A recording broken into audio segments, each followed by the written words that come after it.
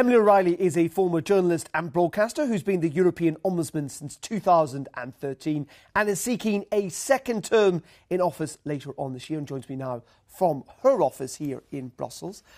Welcome to the programme. Thank you. First of all, this term ombudsman does seem... You're a woman, obviously. It is a bit outdated, shouldn't it? Change? Actually, that's probably the question I get asked the most. I remember when I became Ombudsman in Ireland in 2003, the first question I was asked was I going to be called Ombudsman or Ombudswoman? And I said, well, I didn't mind really either, you know. And immediately, I think half the Swedish community in Ireland wrote to the Irish Times saying that I didn't understand the Swedish language because Ombudsman is it's a Swedish word and it's supposed to encompass everybody. Though in other languages, it does have the feminine. You know, it's mediatrice in French, defensora del pueblo in Spanish. So you feel pretty comfortable with it, all right? Yes. Just moving on to the centre of your job, which is transparency and part of the democratic institutions of the EU. What would you give democracy and transparency in the EU out of 10?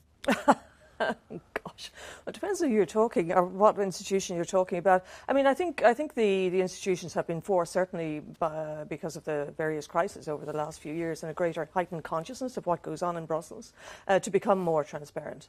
And I think it's interesting that one of the commissioners designate at the moment, Commissioner Jourova, is actually being given the title Commissioner for Values and Transparency. So transparency has now come centre stage from the margins. I think the real problem is, I mean, I think when you work in Brussels and see how the institutions work, you do see, you know, that it is democratic and so on. But from outside, it's very...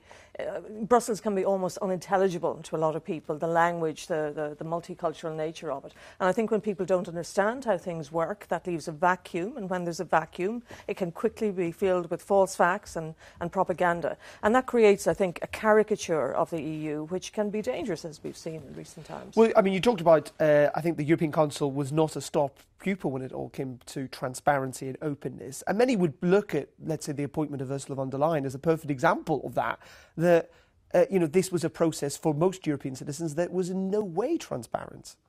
Yeah, I think there was a sense of slight discomfort about that. That's in the political arena, so I leave that to one side. But I remember a few years ago, a committee from the UK Parliament came over to talk to me because I was doing an investigation into how the laws are debated and discussed in Europe.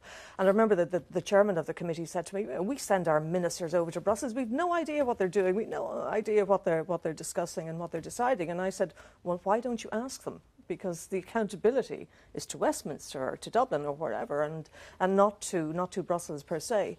So I think when people talk about Brussels, they forget that Brussels isn't just Brussels, the place of Brussels. Brussels is also Dublin, and it's London, and it's Bratislava, and it's Paris and Prague, and all of the European capitals. So it can be unfair to sort of say, you know, Brussels isn't democratic, Brussels doesn't communicate, when really it's the member states that is Brussels, is the EU, and I think they don't always step up to the plate in terms of communicating the real EU or what actually happens to the people.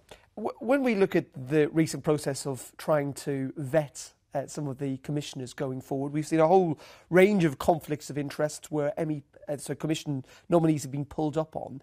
Is your impression that this is a process that is working, or one in which actually, why are some of these people allowed to get to that stage when there are such evident conflicts of interest?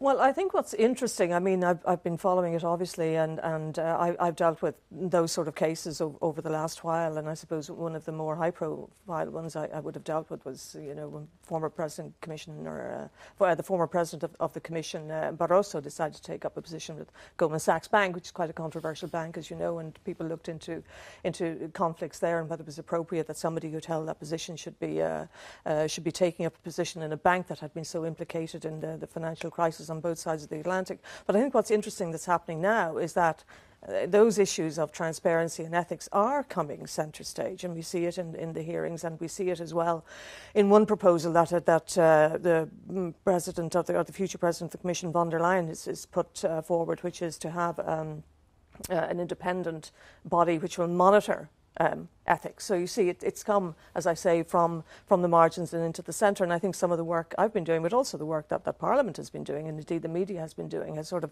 formed a coalition where the institutions are being forced to take these issues a lot more seriously. You talked about trying to open up, I think, the European Union to ordinary citizens. What do you mean by that? Yeah, I know. I always find it strange when you talk about ordinary citizens. What are they? I mean, people who come to us are ordinary citizens, but they're also MEPs, business interests, civil society, and so on. I think in any of our member states, when we go back, possibly not so much now, because I think one of the positives, ironically, of Brexit and the other crisis is that it's made Europe much more real to people, and I think it's humanised it in a way, and people can see the drama and the conflicts and whatever, and they have a greater understanding.